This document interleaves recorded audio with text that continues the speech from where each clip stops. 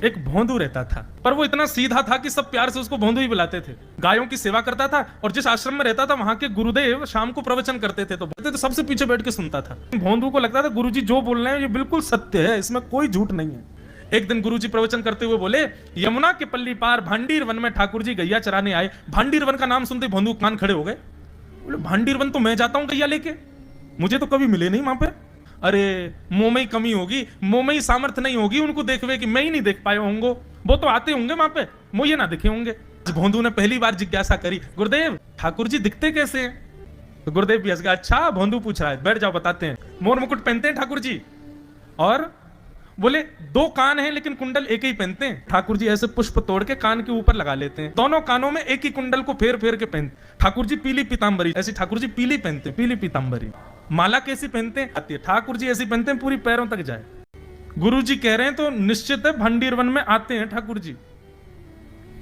भोंदू अपनी गैया लेकर के भांडीर वन पहुंच गया। गैया चर रही थी, अब भोंदू ढूंढ रहा है, कभी वृक्ष के नीचे जाके देखे, कभी कहीं देखे, कभी ढूंढे कहीं से चंदन की सुगंधी आ जाए। गुरुजी बता रहे थे उनमें से चंदन की सुगंधी आती है, क्या पता कन्हैया यहीं कहीं हो। इतने भाव से, इतने प्रेम से और इतने भोलेपन से ढूंढने लगा ठाकुर जी को, और ठाकुर जी नहीं मिलते ना तो अपने आप को ही कोसता, मुंह में योग्यता ना होगी यही मारे ना मिल रहे, ठाकुर जी तो यही है।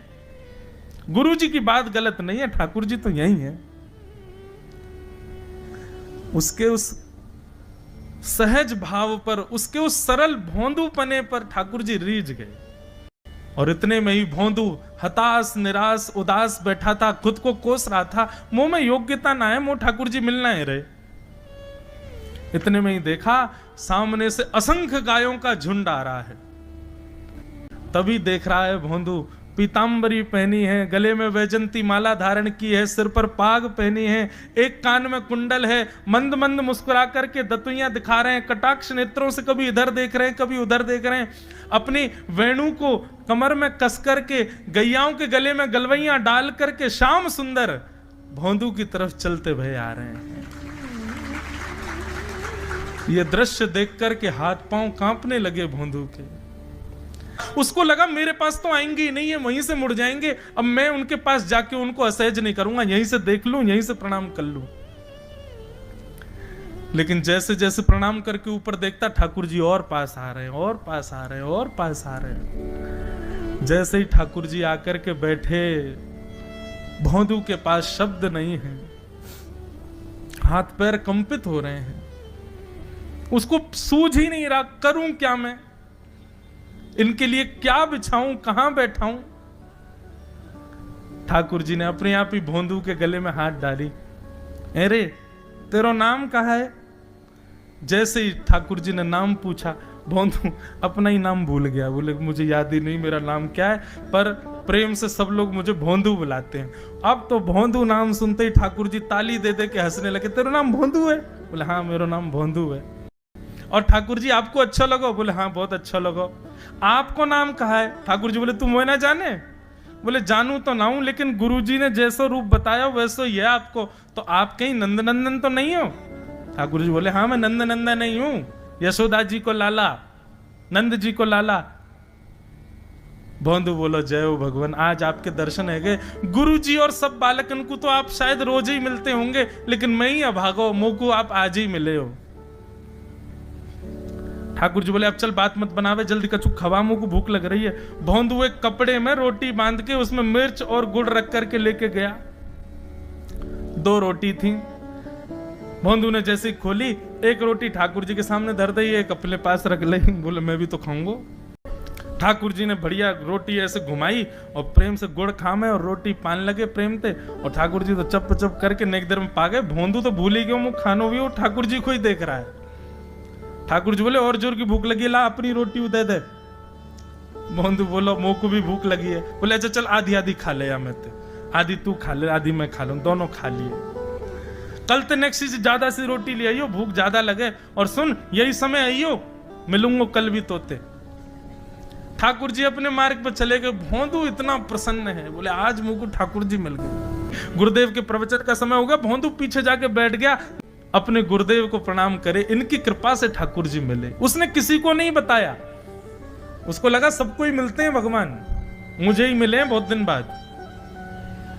दूसरे दिन भोंदू खूब सारी सामग्री रसोई घर में इकट्ठा करके जाने लगा। किसी ने जाके गुरुदेव से कह दिया कि भोंदू बहुत सारी सामग्री ले जा रहा है। गुरुदेव ने जाके कही, भोंदू इतनी सामग्री ले जा रहा हो भैया, वो भंडारो करेगो का? नहीं गुरुजी, भंडारो तो नहीं करूंगा, वो नंद नंदन नाम है, वो यशोदा नंदन मदन मोहन, वो अपनी गैया चरा के आए, कल भी आए, मेरी रोटी खा गए, मैं भूखो ही रहेगो कल। या हमारे ज्यादा सी ले जा रहा हूं, बेचारे बहुत भूखे आए कल, कि उनको पेट भर जाएगा, मैं भी पाए लूंगा, या हमारे गुरुजी आज ज्यादा सामग्री ले जा रहा हूं। गुरुदेव ने मन में सोचा, ये बात कोई और कहे तो अविश्वास किया जा सकता है, लेकिन भोंदू झूठ नहीं बोलता। गुरुदेव बोले, सुन सुन इधर बैठ, ठाकुर जी आए थे। बोले हाँ। अच्छा, उनका रूप कैसा था? जैसा रूप आपने बताया था ना गुरुजी, बिल्कुल वैसा, ऐसे कटाक्ष नेत्र, मोती जैसे दांत, ठाकुर जी की मुस्कान ऐसी, पाग ऐसी, कान ऐसे। लेकिन गुरुदेव बोले, रूप कैसा भी बता दे, चरण यदि इसने बता दिए तो मैं मान जाऊंगा कि ठाकुर जी थे। अच्छा, तूने चरण देखे? बोले हाँ गुरुजी, मैंने चरण देखे। चरण कैसे थे? ठाकुर जी के चरण जब वो चल करके आगे बढ़ते हैं ना, तो चिन्ह बन जाते हैं। कहीं ध्वजा बनी थी, कहीं शंख बना था, कहीं कुछ बना था। जब चरण का यथावत वर्णन भोंदू ने कर दिया, गुरुदेव समझ गए। बोले निश्चित ठाकुर जी आते, नहीं तो भोंदू कहां जाने, इतनी बुद्धि नहीं है उस पे कि वो इतना सब कुछ ढूंढ धाड़ के मुझे बताए। भोंदू एक काम करेगा? बोले हाँ। ठाकुर जी आएंगे तो तेरे सखा बन गए? बोले हाँ। तो उनको लेकर के आश्रम आ जा, यहां पे आ जा। भोंदू बोला कि इतने योग्य बालक हैं, लेकिन ठाकुर जी ने किसी से नहीं कही, मुझसे कही है। अगर मैंने ये काम नहीं किया तो मेरा जीवन व्यर्थ है। भोंदू को लगा ठाकुर जी सबसे ही मिलते हैं, गुरु जी किसी से भी कह के बुलवा लेते, मुझको काम दिया।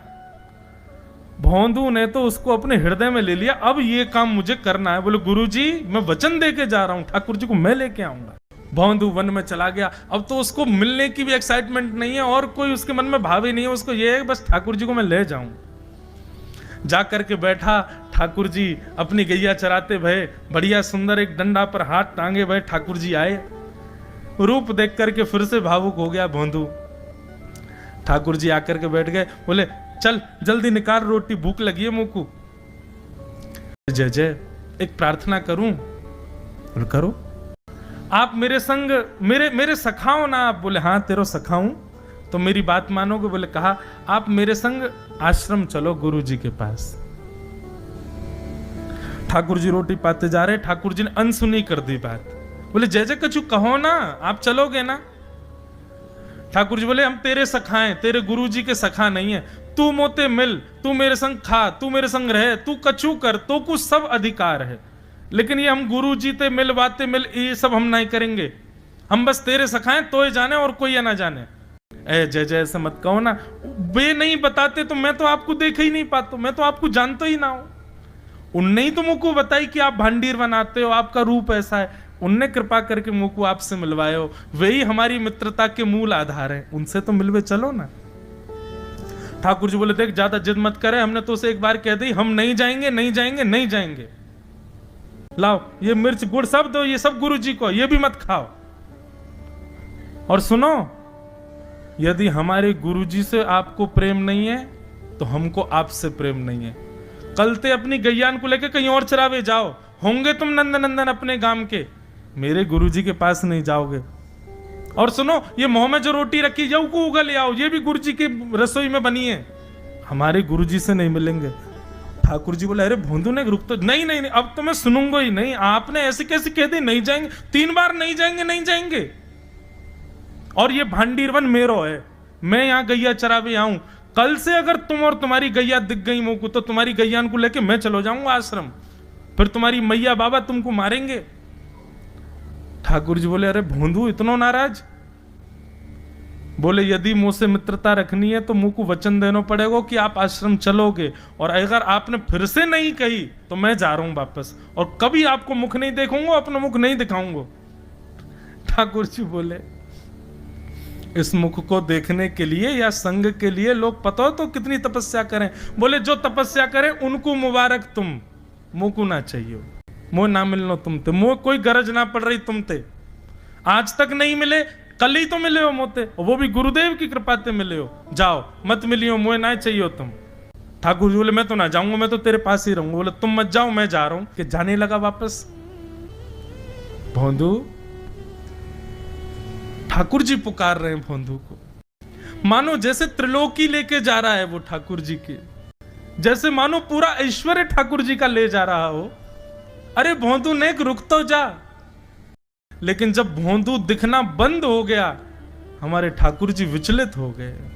ठाकुर जी दौड़ करके गए और जाकर के भोंदू के पित्ती पे चढ़ गए। बोले ले चल अपने गुरुदेव के पास, चलूंगा तू जहां कहेगो, लेकिन तो दूर नहीं जान दूंगा। और भोंदू ठाकुर जी को ऐसे ऊपर चढ़ा करके लेकर के आश्रम जा रहा है।